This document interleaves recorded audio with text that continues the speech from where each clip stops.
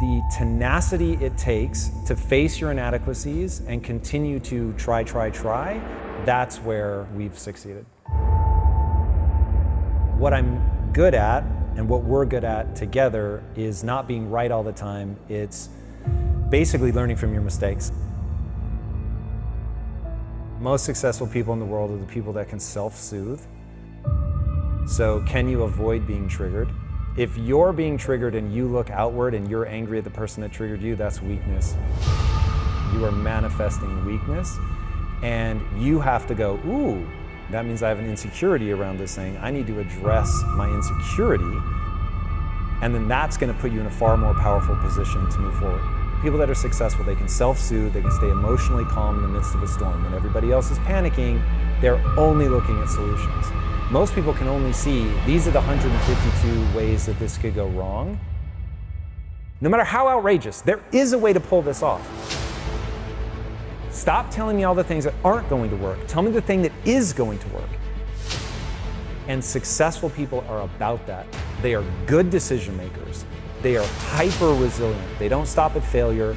They don't get in their own way from an ego perspective. They're looking nakedly at their own inadequacies. And they've got enough confidence to get people going behind them. So if you can manage your emotions, if you've got the courage to fight through that storm, if you're not easy to knock off your pedestal, and you're humble enough to know that you're almost certainly making mistakes so that you know when to correct course, that's the recipe. The thing with excuses is sometimes they're very true, but it doesn't serve you. It doesn't serve your goal. So are you going to let it sit with you, or are you going to find a way around it? The key to me being driven is identifying what my passion is and my mission is. So if I don't have a passion and mission, then I don't have a drive. If I could wake up every single freaking day and fight for that 14-year-old girl that was me, that didn't believe in herself, that felt ugly, that was teased, that was made fun of for my looks, I will fight for that 14-year-old girl so that if I can help her to believe she can become anything she wants if she sets her mind to it and works hard, then I feel like my job is done. Every day I wake up for that 14-year-old Lisa. You can become anything you want to become, but you're going to have to pay a heavy price to get there. So the question is, what is it that you want to do? Problem is, people are expecting something to be self-evident.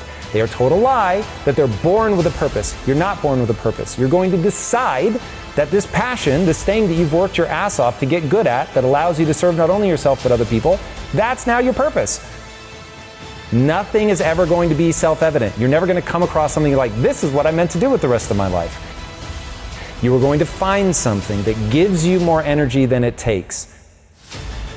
I only do and believe that which moves me towards my goals.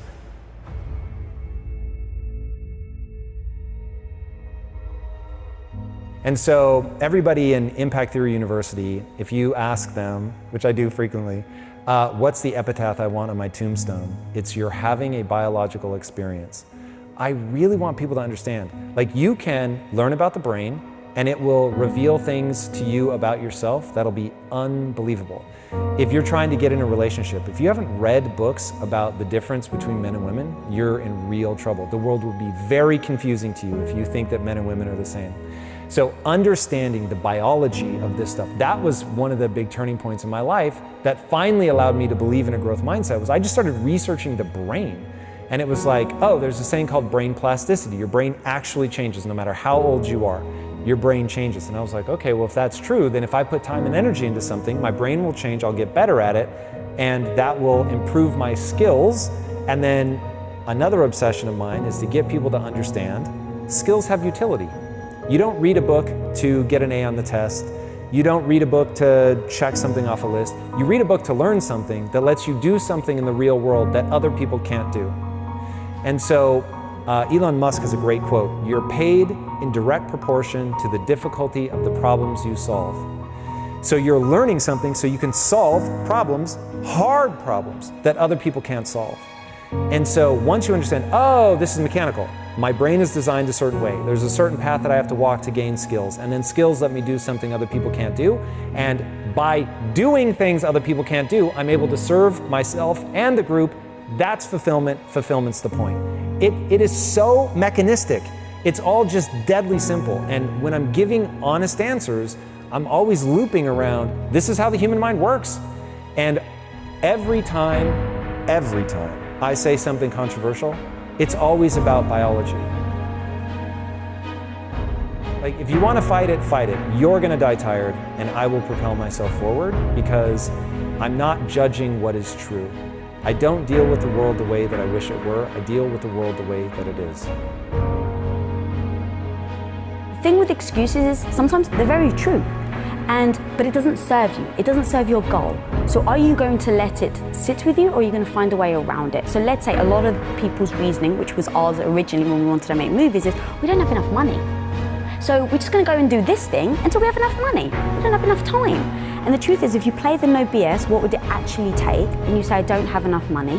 Then you keep going down and go, well, how much money do I need? Okay, what would it take for me to get that money? And sometimes people don't want to look at the answers. So maybe it takes you having to sell your house, move in with your in-laws, and rent one of their bedrooms for the next 3 years in order to save your money so that you can go and start a company. Well, some people don't want to do that. Okay, well, at least now you have your answer and you're not sitting there using the excuse that you don't have enough money. You just looked at it and like, oh, for me to get there, I need to live with my in-laws for 3 years. I don't want to do that. And now you've just decided. And now you're not beating yourself up over, oh my God, I can't believe I'm not there yet. Or like with us with Quest, we didn't leave ourselves any room for excuses, because we just went down that list of, are we giving this over? Are we doing this? Are we actually showing up? And if the answer is no, then how can you expect to reach your goal? So once we sit there and go, what is our goal? To build a studio as big as Disney. All right, before you even get started, we sit there and go, what? Like, no BS. Don't try and say like the things that we want it to be true. But actually, what is true, what would need to be true in order for us to build a studio as big as Disney? And so we sat there and we said, okay, it's going to take us to put our own capital in. It's going to take us to work hard. What does work hard look like? Is it a certain amount of hours? Is it a certain amount of achievements where you put things into place and you make sure you're always incrementally working towards that? Is it that maybe you have to, so this is exactly what we did with Quest. It was, oh, we have to put the house on the line. And that was like the no BS, that's what it's going to take for us to go all in and build Quest Nutrition. And so once we sat there and said, okay, it's going to take us to put our house on the line, it's going to take me at the time to be the supportive wife to come in and help you out. It's going to take no vacations. It's going to mean you're going to need to take a third of your pay cut. Like, we literally sat down and wrote a laundry list of what it's going to take to start in Quest Nutrition. And once we had that list, we just looked at each other and were like, all right, are we willing to do it? And when the answer is yes, now you just know what you're heading towards. You know the type of path that you're about to approach. And so there's no surprises. There's no all of a sudden him coming home and going, yeah, babe, so the business isn't doing well. And so, oh my God, I'm so sorry, but we lose our house, right? There's no surprise. We've established what we're going to do in order to go for that goal. And in that comes the sacrifices. What are you willing to sacrifice? What are the things that you're okay with putting aside for now? And a lot of that was my self-esteem, my ego of like, I didn't know what I was doing. So every day I'm struggling, I'm trying to figure something out, and I keep failing. But I knew that I had to learn in order to get to the goal that we wanted to get to. So I knew every day I had to get back up. And then the same with him, with the skill sets. What skill sets do I have to learn in order to get to the goal that we want to get to? And that comes with a lot of freaking sacrifices.